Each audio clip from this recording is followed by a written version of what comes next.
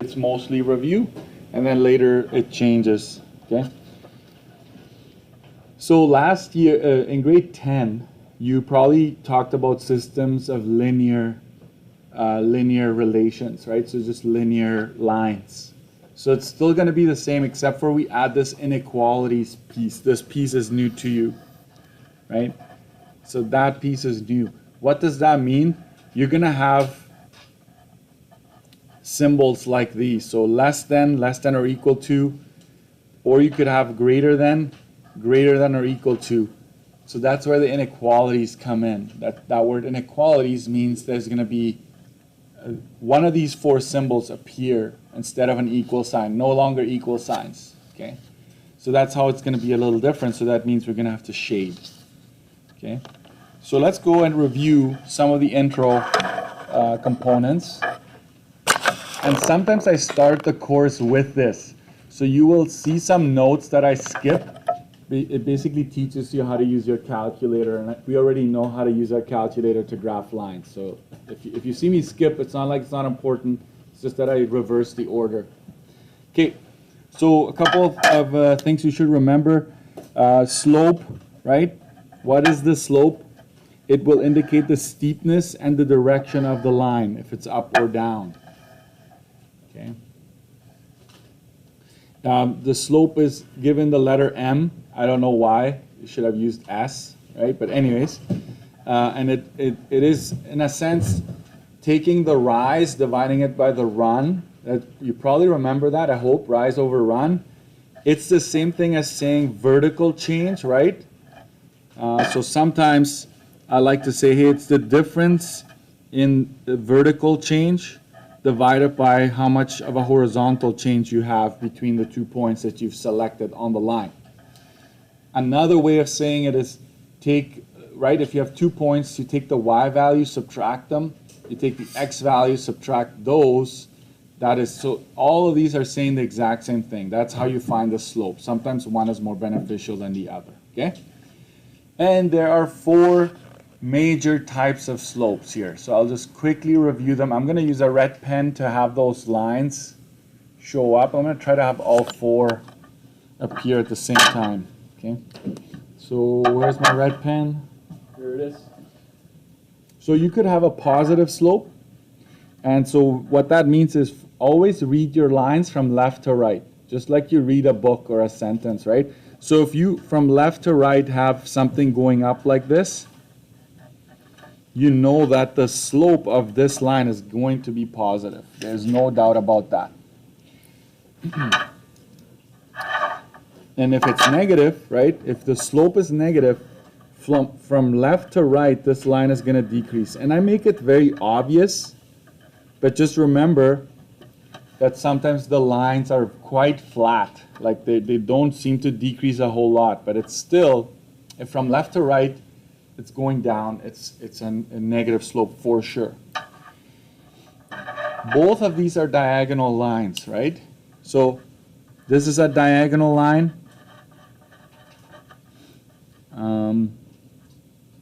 It rises, bless you, from left to right. Rises. This is also a diagonal. And it decreases. It drops from left to right. So I don't think that's anything new to you. Okay, one more thing I need to say about either one of these lines is that they both will have this equation. They can be represented by y equals mx plus b, where m and b are values, of course. Do you remember that? mx plus b? Does that ring a bell? Y equals mx plus b. If you don't, you'll be fine, but I just like to kind of rehash things. Where slope, right, is going to tell you whether it's going up or down. You can, just like we knew with the quadratics, what do we call this? The quadratic, we would have called this a. Remember your leading coefficient? Your leading coefficient told you which way the parabola is opening just by looking at the sign. Same thing here. Okay, that's still You know what? I will call that, this is the leading coefficient. I'll actually like you to have that. Leading, because next year in grade 12, we are going to just refer to the value in front of the variable with the highest power. In this case, it's x. That number tells us a lot, okay? And we refer to it as the leading coefficient. Leading coefficient. So there you have your positive and your negative slopes. They are diagonal lines. That's that case. Then you have the other, these are the most common ones, folks. These are the most common. 99% of your lines will be one of these two scenarios. But then you have the special cases right here. Okay, pay attention to these ones because they do appear often and you should catch it right away. If the slope is undefined, then you have a vertical line. Okay? And it will be in this case, I don't know, it depends on where you want it. If we go like this, right, I use a different color for the actual line.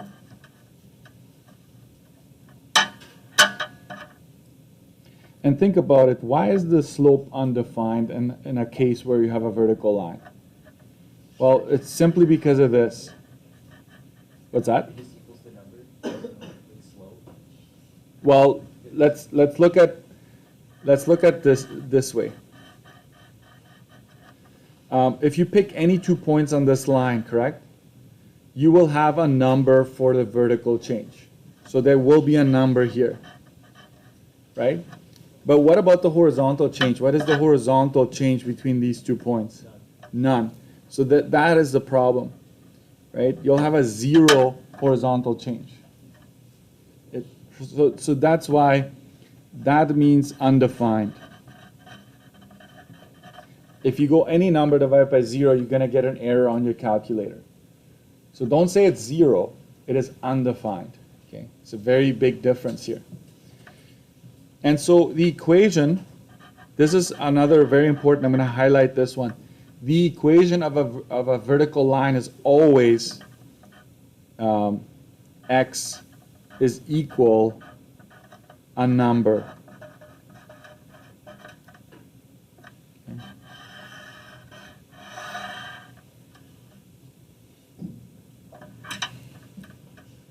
Okay, so pay attention to this one. Let's say this one is going through -3. -3, 0 is that point right there. I hope you can see that. Let me zoom into that a little bit more at least. If this is -3, 0, so that this vertical line is going through -3, x is equal to -3 at that point. So this line would have an equation x is equal to -3. And maybe I'll give you one more. Let's do one on the positive end here. Let's say this is the point 5, 0. And this line were to go vertically through it like that. Do you remember the axis of symmetry of a parabola? It was also a vertical line. Right? Mr. Dixon, stop messing around with me. It's too far back. I can't think that far back. Anyways, x is equal to 5. That's it. That would be the equation of this particular line. So there you have two examples. So what's absent there? There is no y variable. Okay. So I'll add that here. No y variable. That is another giveaway. I'm going to highlight this bottom part here. I would like that to be on your study sheet. Those are called the special cases. Then you have the 0 slope. This is going to be a horizontal line.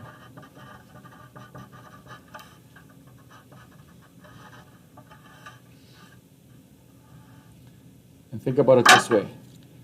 Let's just make a horizontal line right here.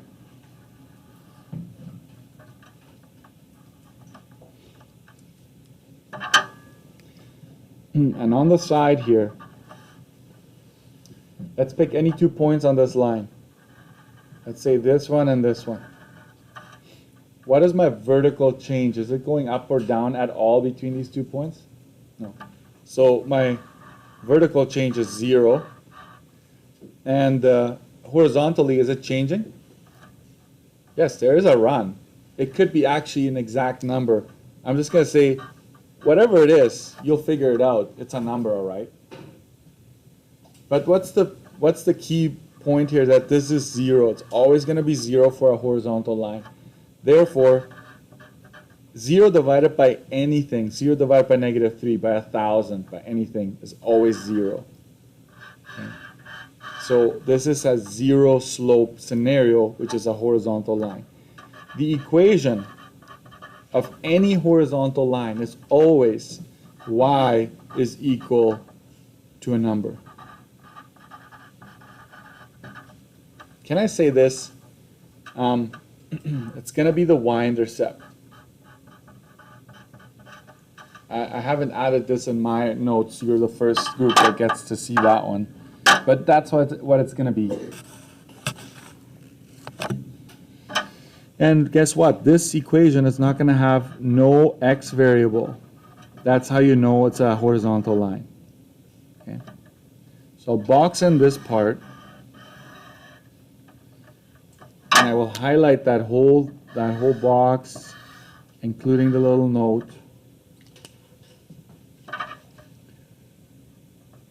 So if this particular line goes through, let's say this is 0, 4. It's a y-intercept, you know that. So the equation of this line is going to be y equals 4. Y is equal to 4.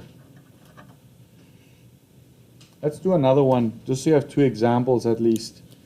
Let's say another line is going through 0, -1, right here, close to the x-axis. Guess what the equation is going to be of this line? Y is equal to -1. There you go. So that's how actually simple this could be. If I ever say, hey, graph me a line, y is equal to -200. Oh, just y a number? That's a horizontal line, I know that.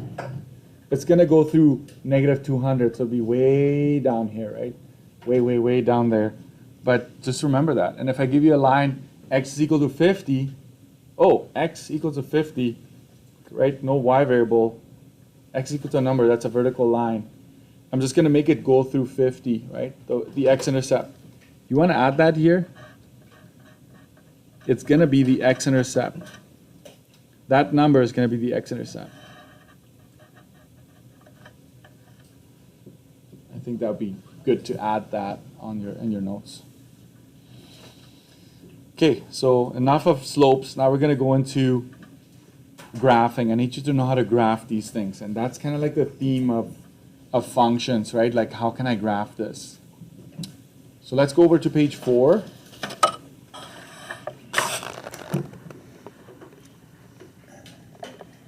And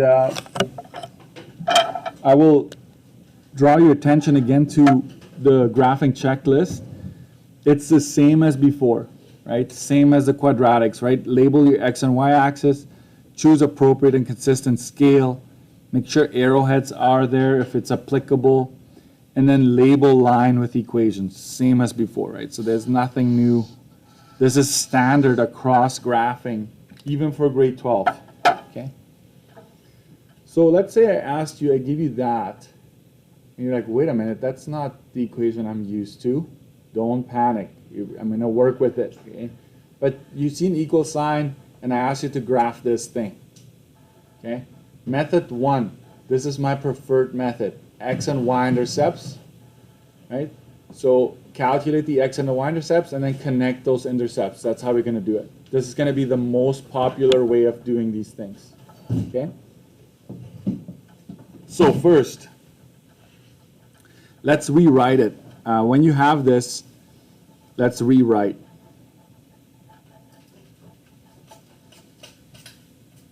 You want it to look like this. Hope you can see that. Let me zoom into that a little bit. Another way of saying rewrite is collect like terms. Okay, so watch this. We have the 5x here. The 2x is going to come over subtracting, right? So I'm going to actually just use a red pen, minus 2x. Then you've got the 2y, which is on the left side. Hold on. Yeah, we can do it this way. There's no y here, but the 6 comes over, minus 6 is equal to 0. Okay, so 5x minus 2x is 3x, plus 2y minus 6 is equal to 0. There's a bit of a longer way. Sorry, guys. I'm going to do it differently later on. So now your goal is to just keep y on its own here and bring everything else over to the other side. You want y on its own and everything else on the other side. So we're going to go ahead and do that. So 2y is equal to, the 3x comes over to the other side, subtracting. The negative 6x comes over to the other side, adding, like this. And again, we want y only, we don't want 2y. So what we will do there is divide everything by 2. So I'm going to go divided by 2, divided by 2. That cancels out the 2's here. So I hope I get this in here. Y is equal to negative 3 over 2x. That's what we tend to do. Because the 2 divides the negative 3. The 2 also divides the positive 6. Right? So 6 divided by 2 is 3. So this is what you would want. Because remember, you're going to want to graph this using a calculator down the road. Okay. So remember, let's make a note here. Slope is what? Slope is negative. Therefore, you should be thinking, right, which way is this line going to go? From left to right. If it's negative. From left to right, it's going to go down. Okay. So I want you to think, yeah, this is what the line is going to look like. It's going to go down. No matter what happens, that's the first check for you to know my line should be going down. And let me tell you, a lot of students sometimes do this and it actually goes up later on when they graph it. That should be a sign like, wait a minute, it can't be. It's negative. Okay? So let's calculate the x and the y intercepts. So let me see here. I will redo this here a little bit. Okay, so let's copy this down.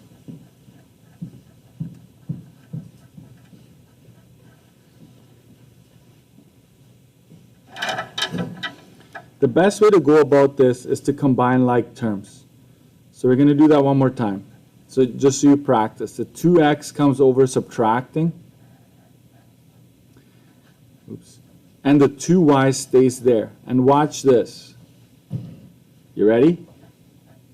I leave the number, the constant, on this side. I leave it there. Okay? Leave constant here. Okay? I don't know if you remember the general form. There was a standard form and then general form. You don't need to really remember that. But 5x minus 2x is 3x plus 2y is equal to 6. Okay? So watch how I do x and y intercepts. I go like this. X intercept, right next to it, y intercept. And I split this like that. I make a T-chart like this. I like to do them side by side. When you're trying to find your x-intercept, what's y equal to? Y is equal to 0, right? Because remember, x-intercept is when it's crossing the x-axis. So y is equal to 0 there. So you take that one,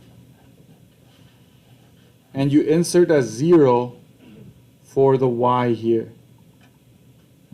and then you'd say that's equal to 6.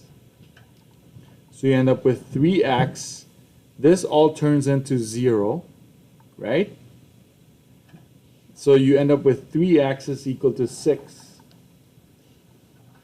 That's what you want. You want y to disappear. Then you divide both sides by 3, and x is equal to 2.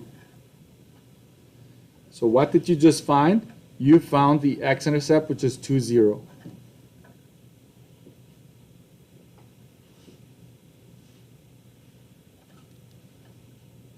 Next, you're going to have to practice this.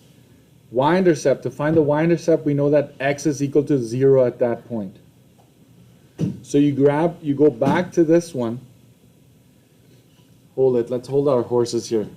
Mr. Dirksen, if I didn't rewrite it like this, could I have used the very original you gave me?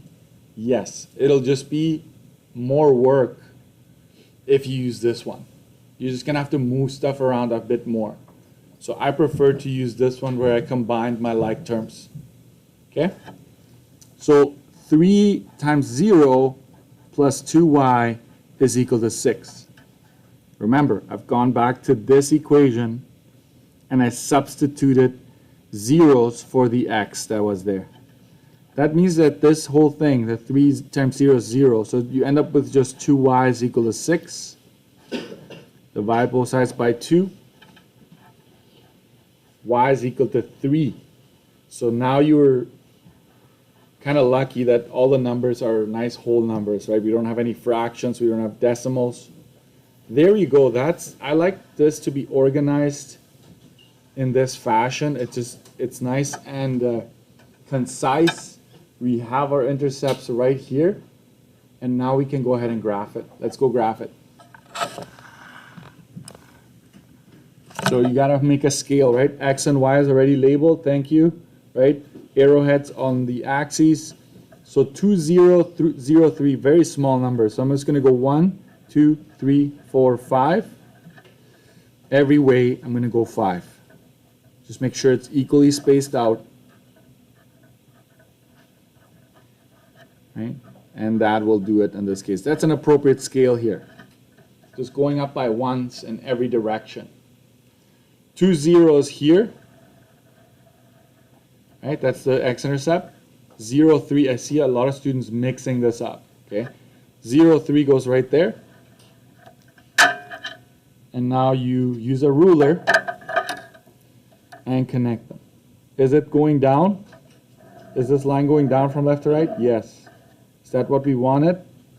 Yes, that's what we expected. Okay? And don't forget to label. Which equation, Mr. Dirksen? Any equation you would like. Any one of the versions up there that you were working with. They all are saying the same thing. Sometimes one is just more beneficial than the other. Okay, so this is my preferred method. This is the one you're going to use the most. But I need you to know how to use the other one as well. And then I'm going to ask you to practice. Okay? Let's go method 2. Method 2 right here. So for method 2, you have to rewrite. And so you have to rewrite it into this format, which I already did above there. Start with your y-intercept and then find another point using the slope. Let's rewrite it. Make sure you write this down one more time. It doesn't hurt to practice this. So in this case, you want y isolated, okay, guys? Y all on its own. So we're going to move everything that isn't y over to the right side. So 2y is equal to 2x. The 5x comes over subtracting. So that's minus 5x plus 6. That cleans up to be 2y is equal to negative 3x plus 6. Then you divide both sides by 2. Y is equal to negative 3 over 2x. Don't forget this one, okay? A lot of students just put 6 down. 6 divided by this, which is 3. Okay? So the letter B is 3.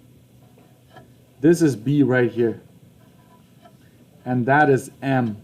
That's my slope right there. So to graph this, folks, we're going to do the following. Once you have it in that format, we're going to use the same scale. So 1, 2, 3, 4, 5. 1, 2, 3, 4, 5. In every direction, I'm going the same way. And I try to make these gaps equally spaced out. Where do you start? You start with your y-intercept. Okay? So place this one. That's, by the way, that's 0, 3. Okay? If you see B as being 3, that is 0, 3. That is right here, correct? And what is my slope saying? The slope of -3/2 is saying that we drop, right? Drop 3, run 2. That's what that is saying.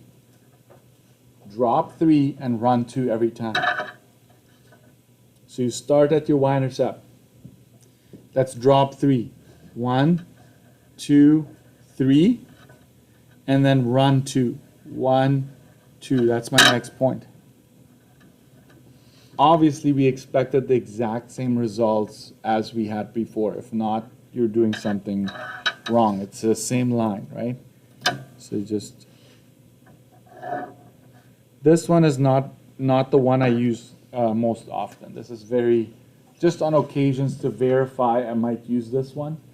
Other than that, I don't use this very often. So again, drop 3, run 2. Okay, there you have it. Oh, I'm forgetting something. Label your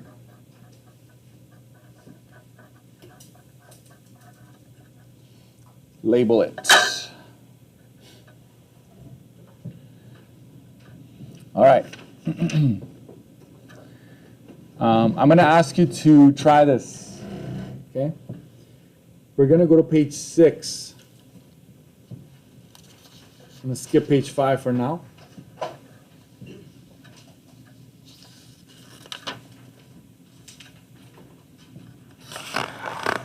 So go to page 6, and there's a bunch of ones for you to try.